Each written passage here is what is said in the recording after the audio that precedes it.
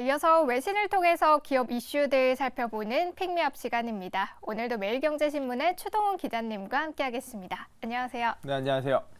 네, 기자님 오늘 첫 번째로 살펴볼 소식 어떤 소식일까요? 네, 중국 기업들의 험난한 일정들이 계속해서 나오고 있습니다. 기업들이 계속해서 어려움을 겪고 있는 이유, 바로 국가들 간의 경쟁, 관계 이슈 때문인데요.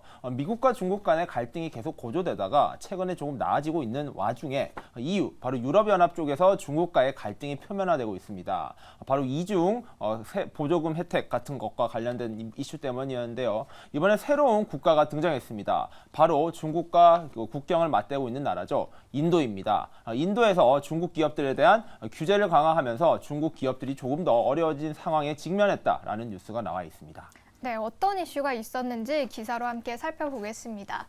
자, 인도가 이 중국의 휴대폰 제조업체 비보의 직원을 체포했다라는 내용의 기사가 나왔는데요. 지난 7월이죠. 인도에서 이 샤오미가 돈 세탁 혐의로 압류 조치를 받은 적이 있는데요. 이번에는 이렇게 또 비보의 직원이 체포됐다는 소식이 전해졌습니다. 자, 중국 당국은 현재 좀 비난에 나서고 있다고 하고요. 양국의 관계가 좀 더 악화되는 것으로 보이는데요. 자세하게 살펴볼까요? 네, 두 나라 같은 경우에는 전 세계에서 가장 많은 인구를 가지고 있는 1위, 2위 국가를 차지하고 있습니다. 그만큼 내수 시장이 매우 크고요. 국가의 성장성이 매우 높은 국가 중에 하나다. 두 국가라고 보시면 될 것 같은데요. 인도와 중국의 갈등이 표면화되고 있는 상황입니다. 바로 인도 당국에서 중국 기업을 때리고 있는 상황인데요. 대표적으로 비보 때리기에 나섰다라는 현지 보도가 나오면서 중국 기업들의 인도 사업이 계속해서 어려워질 것이다라는 예측이 높아지고 있습니다. 자, 인도가 이미 때린 기업이 있습니다. 바로 한국에도 좀 많이 알려져 있는 기업이죠. 샤오미입니다. 그리고 이번에 공격 대상이 된 기업이 바로 비보라는 기업인데요. 비보라는 기업도 중국의 스마트폰 기업들이 각광을 받을 때 당시에는 이름이 많이 나왔었는데 지금은 국내에서는 많이 들어보지 못한 기업이긴 한데요. 중국을 대표하는 스마트폰 제조사로서 비보와 샤오미는 인도 시장에서 각각 시장 점유율이 2위, 3위에 오른 만큼 굉장히 영향력이 큰 기업입니다. 그런데 인도가 최근에 중국인 임원들을 포함해서 비보의 직원 4명을 돈 세탁 혐의로 체포했다라는 현지 보도가 나왔습니다. 중국과 중국 기업은요, 현재 이러한 것들이 무리한 기소 그리고 무리한 체포인 것으로 보인다면서 이것은 좀 과한 보복으로 보인다라고 이야기를 하고 있습니다. 하지만 인도의 재판부에서는요, 전혀 문제가 없으며 기업의 비리를 확인하는 절차에 불과하다라고 이야기를 하고는 있지만 두 국가가 현재 처해 있는 상황 그리고 두 국가 간의 관계를 생각했을 때 인도에 때리기에는 의도가 있어 보인다라는 분석에 힘이 실리고 있는 상황입니다. 자, 문제는 중국에서도 곧바로 보복 조치에 들어갈 수도 있다라는 이야기가 나오고 있고요. 인도와 중국 간의 갈등이 깊어질 경우 가장 큰 문제는 현재 가장 우려가 되고 있는 중국 시장의 성장에 제동이 걸릴 수도 있다라는 것입니다. 현재 미국 같은 경우에도 중국 시장이 어려워질 경우에 세계 시장이 어려움이 커질 것이고 미국 경제에도 굉장히 부정적인 영향을 미칠 걸 알고 있기 때문에 최대한 중국 달래기에 들어가 있는 상황인데요. 인도가 또다시 제동을 걸기 시작하면서 과연 인도와 중국의 갈등이 향후 중국 기업들에게 어떤 영향을 미칠지 한번 잘 살펴보시면 도움이 되실 것 같습니다. 네, 이렇게 오늘 첫 번째 기사로는 좀 악화가 되고 있는 이 중국과 인도의 관계, 좀 비보의 기사로 함께 살펴봤고요. 자, 이어서 두 번째 기사 살펴보도록 하겠습니다. 자, 이번에는 어떤 이야기일까요? 네, 빨리 끝날 것이라고 예상됐었던 미국의 자동차 파업이 계속 이어지고 있습니다. 네. 지금 헐리우드에서 있었던 작가연합의 파업은 5개월간의 시간을 끈 끝에 끝이 났는데요. 과연 이 자동차 노조의 파업이 어디까지 갈 것인가? 현재 파업에 동참하는 인원들이 늘어나고 있다고 합니다. 네, 기사 살펴보겠습니다. UAW가 켄터키의 포드 공장까지 파업을 확대하고 있다라는 기사가 나왔는데요.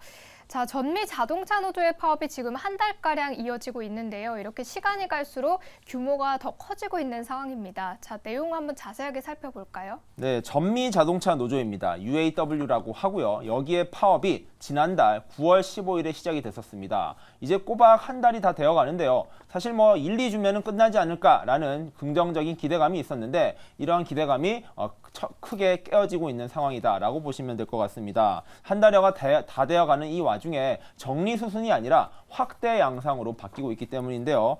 최근에 8,700명이 다시 한번 이러한 파업에 참여하겠다라는 발표가 나오면서 이러한 파업이 언제까지 이어질까에 대한 우려가 커지고 있는 상황이라고 보시면 될 것 같은데요.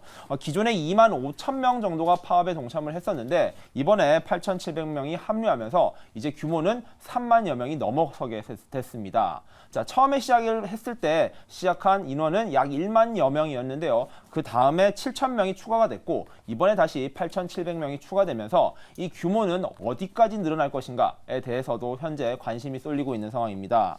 들어가 있는 기업은요, GM과 포드 그리고 스텔란티스 3대 기업이라고 보시면 될 것 같고 역대 최대 규모 그리고 최장 기간으로도 이어질 수 있다라는 우려가 커지는 만큼 미국 경제에서 가장 큰 우려를 키우고 있는 씨앗이 되고 있다라고 보시면 될 것 같고요. 파업 확대 같은 경우에도 노조가 정했던 데드라인 그 당일날 확대가 이루어졌습니다. 즉 협상이 계속 이어진 끝에 결국에는 노조 측이 원하는 결과가 나오지 못하자 결국엔 파업의 확대를 선택했다라는 것인데요.